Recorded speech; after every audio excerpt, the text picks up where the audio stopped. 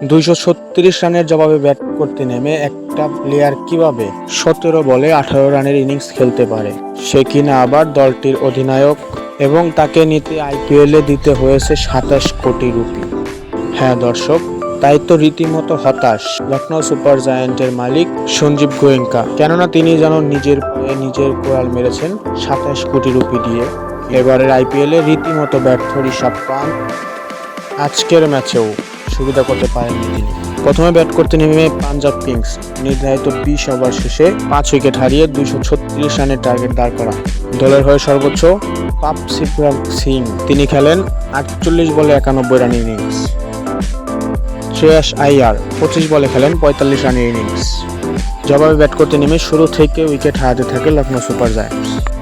Mitchell Marsh ফিরে যাওয়ার পর অ্যাডেল ম্যাকগ্রাম নিজের উইকেটটা বিলিয়ে দিলেন দলীয় 16 রানের মধ্যেই। এরপর 27 রানের মাথায় নিকোলাস পুরান নিজের উইকেটটা বিলিয়ে দেন। ঋষভ পান্ট সুবিধা করতে পারলেন না, 17 বলে 18 রানের ইনিংস খেলে ফিরে গেলেন প্যাভিলিয়নে।